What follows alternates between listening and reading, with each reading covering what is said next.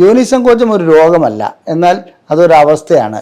ഈ അവസ്ഥ രോഗത്തേക്കാൾ വളരെ ബുദ്ധിമുട്ട് ഒരു ദമ്പതികൾക്ക് ഉണ്ടാക്കുന്ന ഒരു അവസ്ഥയാണ്. ലൈംഗിക ബന്ധത്തിൽ ഏർപ്പെടുന്നതിന് പേടിയുള്ള ഒരു വ്യക്തിയെ പിടിച്ച് ഏതെങ്കിലും രീതിയിലുള്ള ലൈംഗിക ബന്ധത്തിൽ ഏർപ്പെടാൻ പോവുകയാണെങ്കിൽ തീർച്ചയായും അതൊരു ക്രിമിനൽ ആക്ടിവിറ്റിയായി മാറും. ഇവരുടെ യോനിക്കുള്ളിലേക്ക് ഒന്നും ചെയ്യാതെ ക്ലൈറ്റോറിസിന് ആവശ്യത്തിനുള്ള സ്റ്റിമുലേഷൻ നൽകുകയാണെങ്കിൽ മിക്കപ്പോഴും അവരുടെ ആ അവസ്ഥ മാറി വരുന്നതായി കാണാൻ പറ്റും. ബുദ്ധിമുട്ടുള്ള യോനി സങ്കോചം ചികിത്സിച്ച് മാറ്റാൻ കഴിയുന്നുണ്ട്.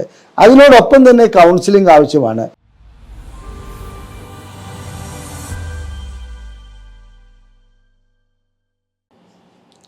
ഞാൻ ഡോക്ടർ അജയൻ വർഗീസ്, കുന്നമംഗലം പന്തീർപ്പാടത്തുള്ള institute of sexual and reproductive medicine എന്ന സ്ഥാപനത്തിൻ്റെ ഡയറക്ടറാണ്. ISRMലേക്ക് സ്വാഗതം. ഇന്ന് ഞാൻ നിങ്ങളോട് ചർച്ച ചെയ്യാൻ ഉദ്ദേശിക്കുന്നത് യോനി സങ്കോചം എന്ന അവസ്ഥയെക്കുറിച്ചാണ്. യോനി സങ്കോചം ഒരു രോഗമല്ല, എന്നാൽ അതൊരവസ്ഥയാണ്. ഈ അവസ്ഥ രോഗത്തേക്കാൾ വളരെ ബുദ്ധിമുട്ട് ഒരു ദമ്പതികൾക്ക് ഉണ്ടാക്കുന്ന ഒരു അവസ്ഥയാണ്. ഇനി യോനി സങ്കോചത്തിന് എന്താണ് യോനി സങ്കോചം, അല്ലെങ്കിൽ യോനി സങ്കോചത്തിന് ഏതെല്ലാം രീതിയിലുള്ള ചികിത്സകളുണ്ട്, ഇത് ചികിത്സിച്ചില്ലെങ്കിൽ എന്താണ് സംഭവിക്കുക, ഇത്തരം കാര്യങ്ങളെക്കുറിച്ചാണ് ഞാൻ നിങ്ങളോട് സംസാരിക്കുവാൻ പോകുന്നത്. ആദ്യം തന്നെ ലൈംഗിക ബന്ധത്തിൽ ഏർപ്പെടുന്ന ഒരവസ്ഥയിൽ, അല്ലെങ്കിൽ അതിന് ആഗ്രഹം ഉടലെടുക്കുന്ന ഒരവസ്ഥയിൽ ഒരു സ്ത്രീയുടെ യോനിയിൽ ദ്രാവകം വരികയും അത് ലൂബ്രിക്കേഷൻ ഉണ്ടാകുകയും ചെയ്യുന്നു. അതുപോലെ തന്നെ ലിംഗത്തിനെ ഉൾക്കൊള്ളുവാനുള്ള രീതിയിൽ അത് വികസിക്കാറുമുണ്ട്. എത്ര വലിയ ലിംഗമായാലും എത്ര ചെറിയ ലിംഗമായാലും യോനിക്കുള്ളിലേക്ക് കടക്കുവാനുള്ള ഒരു അവസ്ഥ അവിടെ സംജാതമാകുന്നു. എന്നാൽ യോനി സങ്കോചമുള്ള ഒരു പെൺകുട്ടിയെ സംബന്ധിച്ചിടത്തോളം അവരുടെ യോനി വികസിക്കുന്ന പ്രശ്നമേ ഇല്ല. അത് വളരെ ശക്തമായി അടയുകയും ഒരു മൊട്ടുസൂചിക്ക് പോലും ഉള്ളിലേക്ക് കടത്താൻ കഴിയാത്ത ഒരവസ്ഥ സൃഷ്ടിക്കപ്പെടുകയും ചെയ്യുന്നു. ഇതിൻ്റെ കാരണം ഭയപ്പാടാണ്. ചിലർക്ക് പാറ്റയെ പേടിയുണ്ട്, പിന്നെ പല്ലിയെ പേടിയുണ്ട്, അതുപോലെ തന്നെ മറ്റേ ഒരു മുറിക്കകത്ത് ഒറ്റയ്ക്ക് ഇരിക്കുന്നത് പേടിയാണ്, അല്ലെങ്കിൽ ബാത്റൂമിനകത്തിരിക്കുന്നത് പേടിയാണ്. ഇതേപോലെ ഒരു ഭയപ്പാട് മാത്രമാണ് യോനി സങ്കോചം. അപ്പോൾ യോനി സങ്കോചം ഒരു ഗൈനക്കോളജിക്കൽ ഡിസോർഡറേ അല്ല, അത് ഗൈനക്കോളജിക്കൽ ഡിസോർഡറായി അവതരിപ്പിക്കപ്പെടുന്നു എന്ന് മാത്രം. അതേസമയത്ത് ഇതൊരു ഫോബിയയാണ്, ഒരു ഭയപ്പാടാണ്. ഇതിനെ എങ്ങനെ ചികിത്സിക്കാമെന്നുള്ളതാണ്. നമ്മൾ സാധാരണ ഫോബിയെ ചികിത്സിക്കുന്നത്, അത് ഒരു പാറ്റയെ പേടിയുള്ളൊരു കുട്ടിയെ സംബന്ധിച്ചിടത്തോളം രണ്ട് രീതിയിൽ ചെയ്യാൻ പറ്റും. പാറ്റയുള്ള ഒരു മുറിക്കകത്തേക്ക് ആ കുട്ടിയെ നിർബന്ധിച്ച് ഉള്ളിലേക്ക് കടത്തി വിടുക. കുറച്ച് കഴിയുമ്പോൾ ആ പാറ്റ അതിൻ്റെ ചുറ്റുമൊക്കെ ഓടി നടന്ന് കുട്ടിയുടെ പേടി മെല്ലെ മെല്ലെ മാറിപ്പോകുന്നു. അതേസമയത്ത് ഇത് മറ്റൊരു രീതിയിൽ ചികിത്സിക്കുന്നതിന് പാറ്റയെ വളരെ ദൂരെ വയ്ക്കുന്നു. അത് കഴിഞ്ഞിട്ട് കുട്ടിക്ക് ഇഷ്ടമുള്ള ഒരു മിഠായിയോ, ഫോർ എക്സാമ്പിൾ കാഡ്ബറിയോ അങ്ങനെ എന്തെങ്കിലും തുല്യ ദൂരത്തിൽ വയ്ക്കുന്നു. അതിനുശേഷം മെല്ലെ കാഡ്ബറി പുറകോട്ട് കൊണ്ടുവന്നു, പാറ്റയെ മുന്നോട്ട് കൊണ്ടുവരുന്നു. അങ്ങനെ അഡ്ജസ്റ്റ് ചെയ്ത് സെൻസിറ്റൈസേഷൻ വഴിക്ക് ഡീസെൻസിറ്റൈസ് ചെയ്ത് കുട്ടിയുടെ ആ ഭയപ്പാട് മാറ്റിയെടുക്കുന്നു. ഞാനിത് തത്വത്തിൽ പറഞ്ഞെന്ന് മാത്രമേ ഉള്ളൂ, അതൊരു നീണ്ട പ്രൊസീജിയറാണ്. ഈ രീതിയിൽ ഡീസെൻസിറ്റൈസ് ചെയ്യുക എന്നുള്ളതാണ് വാസ്തവത്തിൽ ലൈംഗികമായിട്ട് ഉള്ള ഈ യോനി സങ്കോചം എന്ന ഈ അവസ്ഥയ്ക്ക് നാം കാണേണ്ട പരിഹാരം. ഞാനൊരു കാര്യം പറയാം, ഈ ഡീസെൻസിറ്റൈസ് ചെയ്യുക എന്ന് പറഞ്ഞാൽ അത് അത്ര എളുപ്പമുള്ള കാര്യമൊന്നുമല്ല. കാരണം ഇത് എങ്ങനെ ഉണ്ടായി, എന്തുകൊണ്ടാണ് ഇത് സംഭവിച്ചത്, അതിനൊക്കെ അടിസ്ഥാനപ്പെടുത്തിയിരിക്കുന്നു. യോനി സങ്കോചം കൂടുതലായും ഡെവലപ്പ് ചെയ്യുന്നത് അതായത് വളരെ 10, 13 അല്ലെങ്കിൽ 12 വയസ്സുള്ളപ്പോൾ വിവാഹത്തെക്കുറിച്ചും ലൈംഗിക ബന്ധത്തെക്കുറിച്ചും ആദ്യം ലഭിക്കുന്ന അറിവിൽ യോനിയിലേക്ക് ലിംഗം കടക്കുമ്പോൾ രക്തം വരും, കഠിനമായ വേദന അനുഭവപ്പെടുമെന്നൊക്കെ ചില കൂട്ടുകാരികൾ പറഞ്ഞു കൊടുക്കും. ഇത് പ്രായപൂർത്തിയാകും തോറും ഇതിനെ ഭയപ്പാടോടുകൂടി മാത്രം കാണുകയും ലൈംഗിക ബന്ധത്തിൽ ഏർപ്പെടുമ്പോൾ ഇപ്പം വേദന ഉണ്ടാവും, ചോര വരും, അല്ലെങ്കിൽ ബുദ്ധിമുട്ടുണ്ടാവും എന്നുള്ളതൊക്കെ ഒന്ന് ആൻറ്റിസിപ്പേറ്റ് ചെയ്യുക. അങ്ങനെ അതിനെ മുൻകൂർ ഒരു വിധിയോടുകൂടി അതിനെ സമീപിക്കുന്നതോടുകൂടി നമ്മുടെ ബ്രെയിനിൽ നിന്ന് തന്നെ, തലച്ചോറിൽ നിന്ന് തന്നെ സിഗ്നൽ വരികയും യോനിയുടെ മസിലുകളെ ശക്തമായി അടയ്ക്കുകയും ചെയ്യുന്നു. ഇങ്ങനെ യോനിയുടെ മസിലുകളെ ശക്തമായി അടയ്ക്കുന്നതുകൊണ്ട് ലൈംഗിക ബന്ധത്തിൽ ഏർപ്പെടാൻ കഴിയാത്ത അവസ്ഥ വരുന്നു. സ്വാഭാവികമായും ആദ്യത്തെ ദിവസമോ അല്ലെങ്കിൽ രണ്ടാമത്തെ ദിവസമോ ഭർത്താവ് സ്നേഹത്തോടെ പെരുമാറുന്നു, പേടി നാളെ ആവട്ടെ മറ്റന്നാളാവട്ടെ എന്നുള്ള രീതിയിൽ പോയിക്കൊണ്ടിരിക്കുന്നു.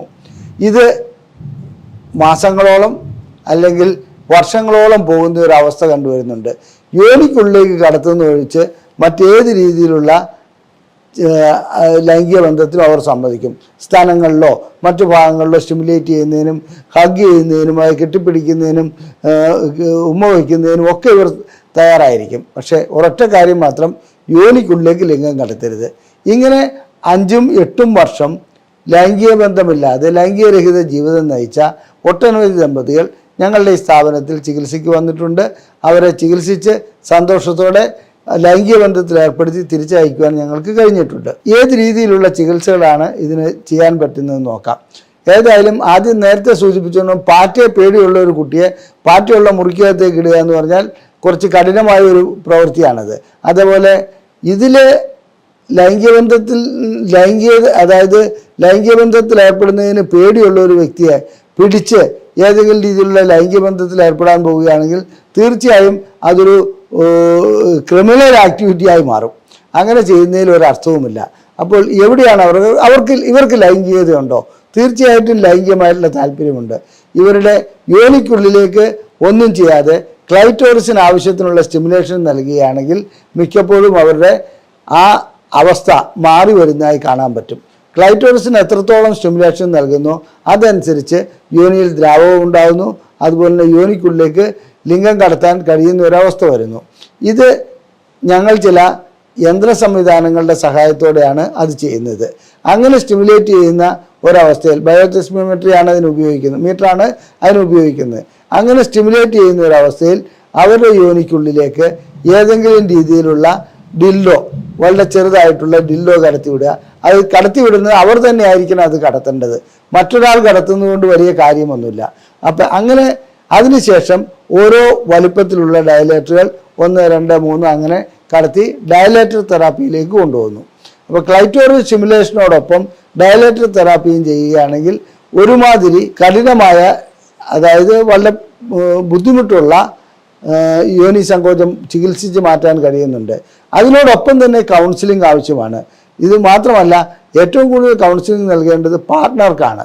ഈ പാർട്ട്ണറെ സംബന്ധിച്ചിടത്തോളം ഇത് തന്നെ ഇഷ്ടമല്ലാത്തത് കൊണ്ടാണ്, തന്നോട് എന്തെങ്കിലും ദേഷ്യമുള്ളത് കൊണ്ടാണ് ഇങ്ങനെ ലൈംഗിക ബന്ധത്തിൽ ഏർപ്പെടാത്തത് എന്നുള്ളൊരു ധാരണ അദ്ദേഹത്തിന് ഉണ്ടാകാറുണ്ട്.